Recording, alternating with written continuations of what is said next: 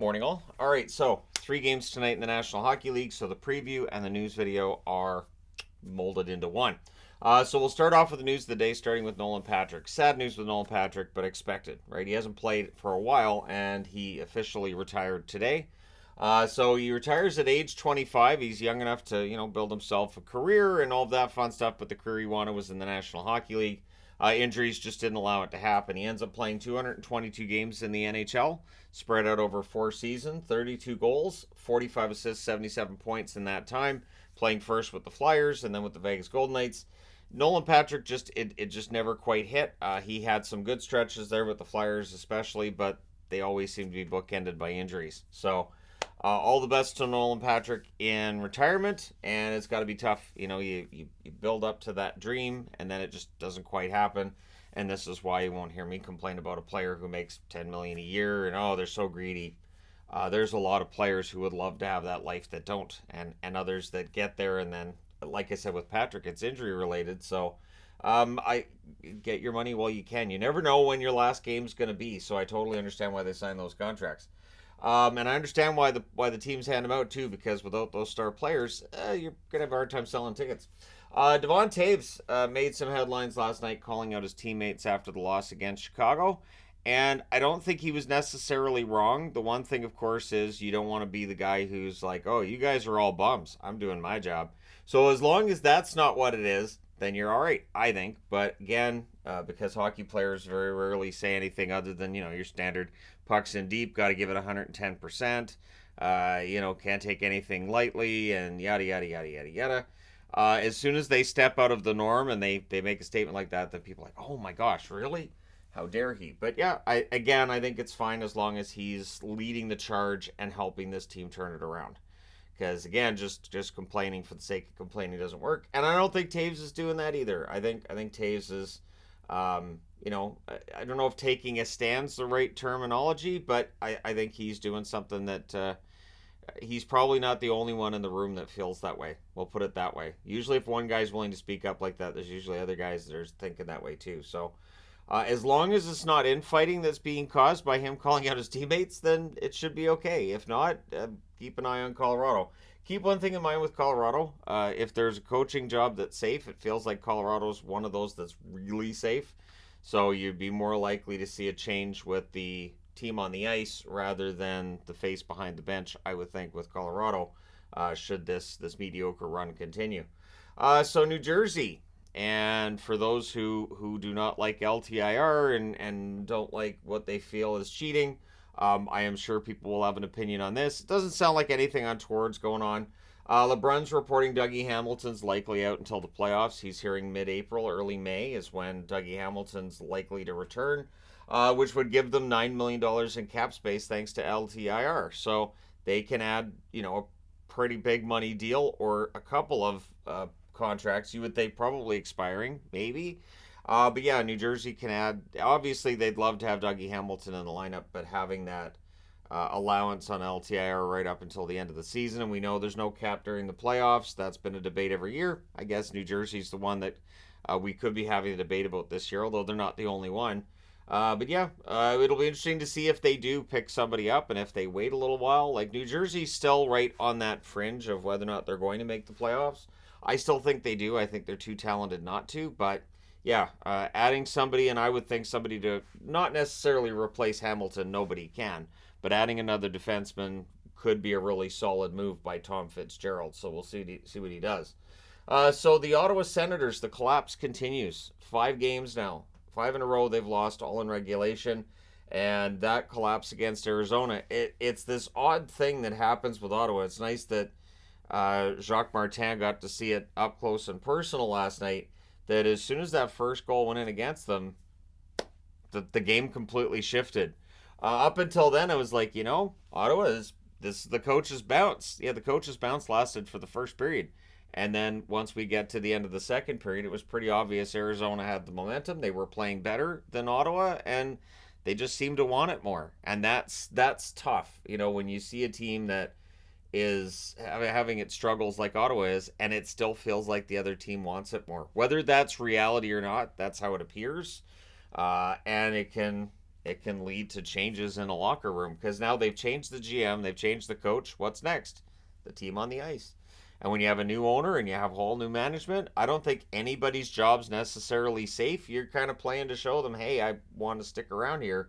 And if this Sens team keeps just, falling the way they have been, what do you do? Who do you get rid of? How does this work? A lot of that young core is already locked up long term. So how do you make that work? It's not Pierre Dorian's issue now, but he definitely signed those contracts that Steve Toews is going to have to navigate.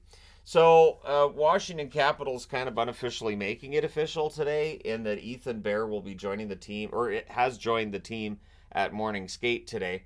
I was reading he would be, and then I saw that they sent out a little short video that he was at practice.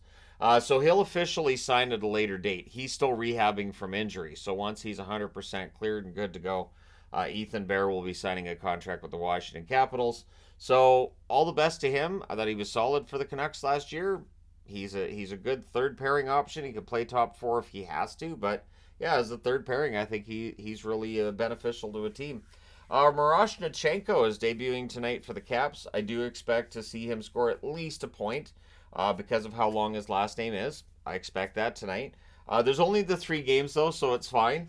But yeah, Miroshnichenko, he's looked good, what I've seen of him, and so we'll see how he does at the National Hockey League level. The Caps have been sort of dipping their toes in the water when it comes to playing some of their young kids, Lapierre being called up again, too.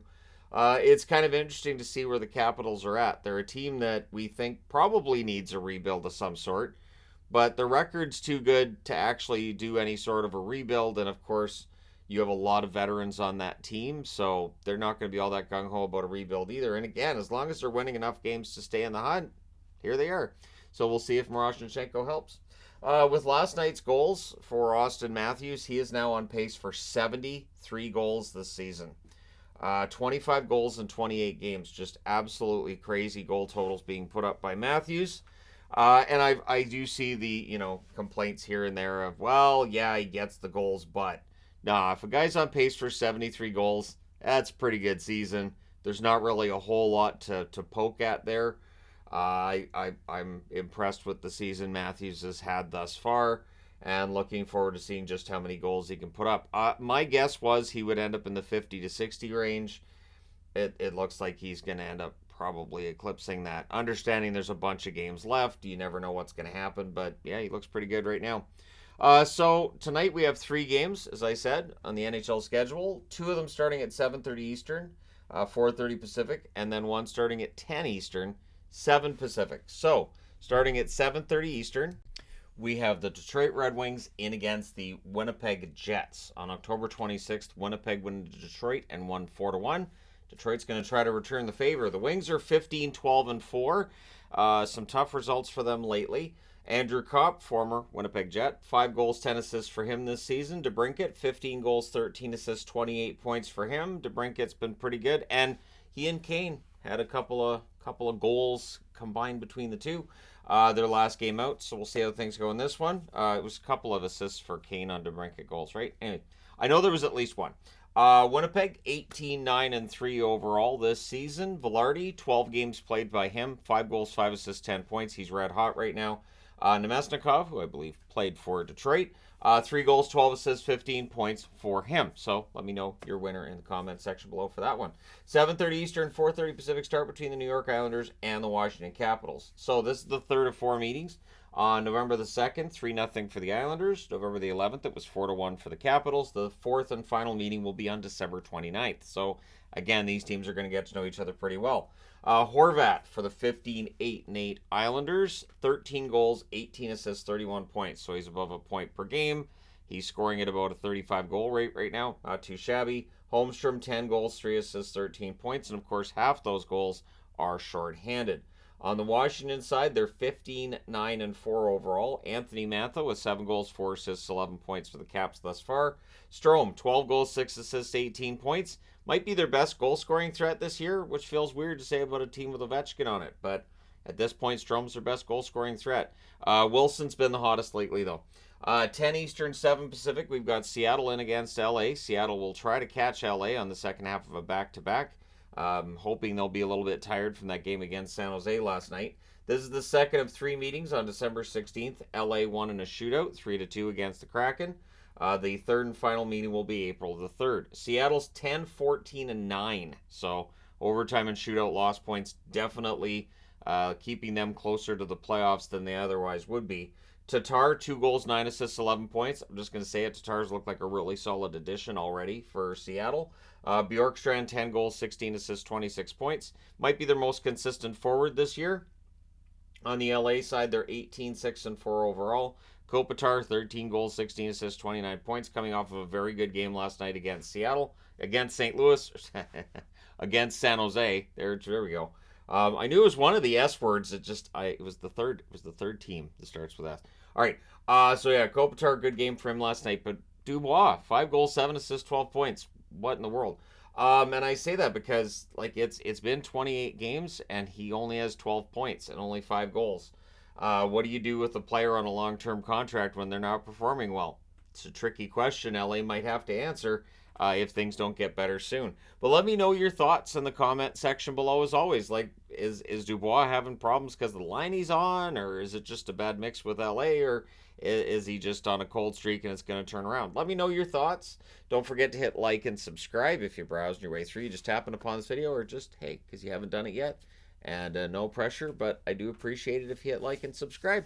Thank you guys so much for all your support as always. I will talk to you again soon.